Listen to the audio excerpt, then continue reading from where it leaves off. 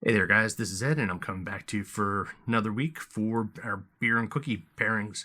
We're, as I stated many times last couple weeks, my goal was to get you past plain old cookies and milk. That's boring. We want to get you out of that, and we're trying to get you into, matching up beers with cookies, plain and simple. Right now we're about a week away from Christmas. Hopefully, you've all gotten your shopping done. I'm pretty much, I guess, done at this point. Hopefully, basically done. I guess a few stocking stuffers left, but you're not here to listen to me find out how prepared I am for Christmas. You're hopefully here to check out, what we're pairing up this week. And for this week, we're going to kind of go a little bit in reverse. Where the last 2 weeks we kind of tried to match our beer flavor or our beer profile to a specific type of cookie. We're actually going to kind of do it in reverse, and we're actually going to try to bring our cookie flavor to match our beer. Why? It goes back to Christmas. In addition to Christmas, for what it just means is family and presents and obviously Christmas cookies, it also means lambics for me. I can't tell you any other reason as to why I reserve lambics pretty much for Thanksgiving and Christmas dinners. Not sure. I guess how the fruit flavor pairs well with, in my opinion, turkey and ham. Definitely on poultry, on turkeys. When smoking, turkey and chicken, definitely will smoke those with apple and cherry woods. The even orange wood have done for orange brined turkeys. The fruit flavors pair very well with the poultry meat. So, I guess it's part of that comes into play. Another thing I would say is, kind of liken it to wine. No other reason again, but for the fruit. You know, and to me, I guess, and it's not an official confirmation, but, they're more of a hybrid falling lambics. They're more of a hybrid falling somewhere between beer and champagne and wine, as it kind of, pardon me, borrows from each of these different styles. So for this week, what we're going to try to use, what we're going to not try to use, we're going to use Lindemans, Framboise, their lambic. They're probably one of the most famous brewers out there when it comes to lambics. Cool little champagne wine looking type bottle. We got our official Lindeman glass. Got the logos on there. Got all the different type of flavors that they've got. We got palm and framboise, creek, pish. I'm probably pronouncing that incorrect, but we'll float that back. We're going to go to flamboise so we match up. But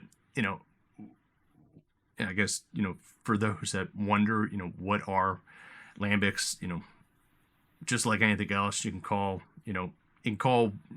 champagne, but to really be champagne, to be a specific, beverage or food, it's got to come from that region. And in this case, lambics, from what have done on research, it's very specific in that the beer, has to come from, and I'm going to probably butcher the name because don't speak Belgian. I think it's Page au Land, the Pajottenland region of Belgium. Basically, it's area southwest of Brussels. Probably should have had a little map up here. Probably would have made it a little bit better. But it is a type of beer that has been brewed in this section of Belgium since the 13th centuries. One of the big things that lambics differ from other beers is that they come from spontaneous fermented. They're spontaneous fermented beers. Yeah. Spontaneous? No, nothing like spontaneous combustion. We don't want that happening in any of beer. It's basically a fancy way of saying that instead of we're not using, cultivated strains, pardon me, not streams, strains of brewer yeast. which we would get in most normal beers. We have a very specific yeast strain that's used time and time again.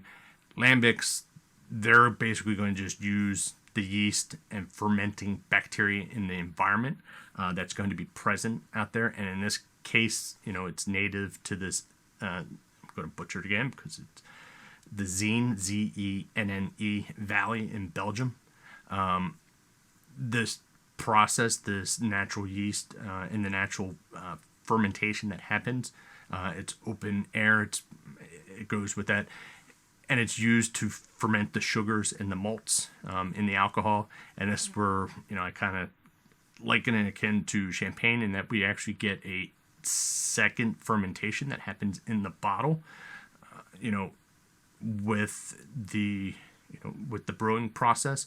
In the case of Lindemans, they will often oak age their beers.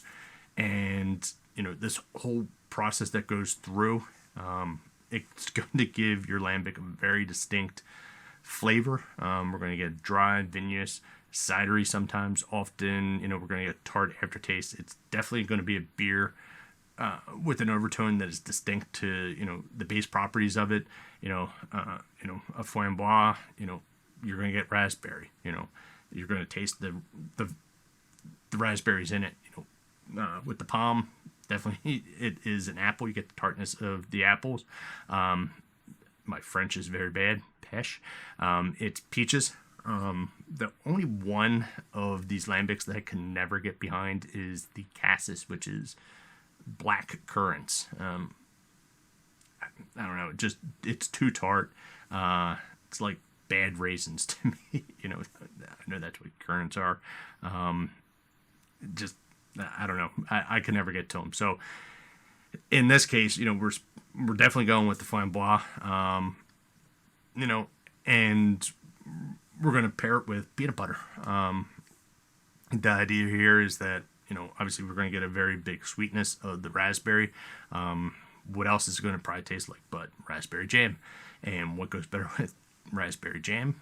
Well, or grape jam and peanut butter. Good old B&J, the classic kids all love and grow up with. Unless obviously you're allergic to peanut butters, then you're going to have something else. Or you don't have it. And for this, what we're going to pair these up with is we're going to pair these with the set of cookies that I baked, which are called the Very Peanut Butter Cookies, and they're from Sally's Baking Addiction. And these are not your regular old dry, old crumbly peanut butter cookies, as you can kind of see as we break it off. Nice, good, a little hard to see. We'll move it into the camera. A very good, nice, soft. There's no real crumble. And we get a little bit as we break it off, but I'm squeezing it there. They're soft because and chunk full of peanut butter, not chunky peanut butter. But we're going to use about 2 cups of peanut butter in these cookies. That's almost 2 times what you'll find in most recipes. And we got less flour, which gives us a much denser flavor profile in our peanut butter. We're going to, as we kind of see, we got our crumbly edges in here. We got nice, good sugar crisp coating on it. The one thing I could never have figured out with peanut butter cookies is why we always do the little crisscross. Pretty much every recipe that you call for, you got to stick the fork and do the little crisscross pattern, but never figured that out. So we're going to go ahead, open up our flamboise, and one of the things, kind of notice, as you can see, it's not like regular old beer. We got there's a nice little foil cap that comes on it. So we'll go ahead, pop that off, get in here, and let's crack that. It's going to take me probably a little longer than I get most of the other beers, because those are usually just plain old pop tops or pop the lid, and go open that, and good. And one cool thing with this is they usually sell these in much bigger bottles. So I've recently found these tiny little guys. They're just 9 ounce, a little less than 9 ounces, which is great. Usually you're getting the big format, 750 milliliter bottles. So unfortunately with that, when you crack it open, they are cork sealed. In addition to the cap that we have, these guys do not have You know, there's no cork on top of those. So the good thing with this is you could kind of have one, and you're good. The other one, you know, want to have it, you know, kind of feel I have to drink the whole bottle, which is not a bad thing on a given day, you know, but sometimes, you know, you just want one. So we'll go ahead and give ourselves a pour. And as you can kind of see, you know, nice, rich, ruby red color. Got a nice kind of pink, foamy head that comes off with this. Hopefully you can see that. We'll kind of push back our Santa plate. So we get a nice full of carbonation, which comes in with these. It's very characteristic of that. There we go. Our head is kind of dissipating very quickly. We'll fill off a little bit. One thing you can't see, and won't show on the camera pretty well, is, especially in the bigger bottles, is there's a bit of sediment in the bottom. So be careful when you get to the bottom of these things. If you go and just chug along, there is some bit of a sediment, and it does kind of catch people off guard sometimes. So we'll go ahead. Definitely the first thing that hits you as you get this is the raspberry that comes through. You know, the tartness that comes with it. So, you know, we'll pair up with our cookie. Definitely not dunking on this just yet, but we got our nice peanut butter cookie.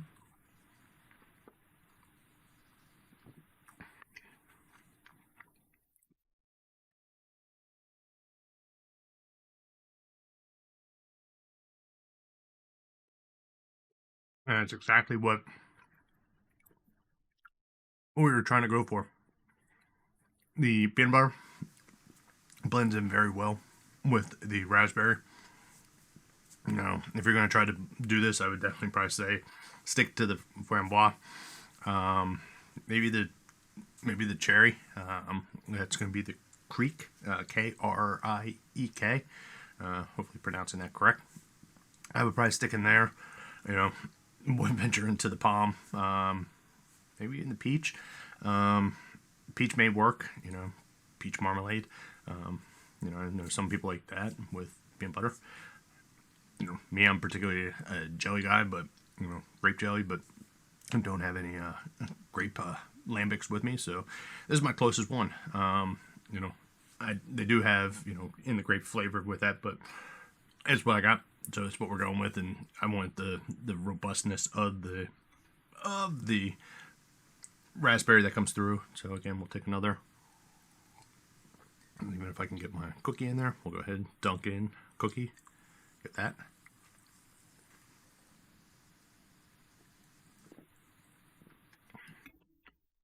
And that definitely, that was even better with the dunking. The submission, I actually think I lost a piece of cookie in there. But it has one good, you know, flavor profile that comes through. So, you know, again, if you're at a party, you know, at home, or just whatever, you know, highly recommend. You know, if you're into peanut butter and jelly, this is going to be up your alley. If not, you know, I guess it's not, but, you know, it is what it is, and it is good blend. You know, as we said, trying to bring stuff out. You know, I'm sure one of these times I'll probably find a flavor profile that doesn't mash up, but we're trying to get stuff that does work. So I'm going to pour a little bit more. So you can kind of see, you know, very good, nice cloudiness to it. It's definitely not clear beer. You know, and if you do have the chance to try lambics, you know, or if you've never tried it, you know, highly recommend. You know, the Framboise is a good one to start with. The apple is also very good.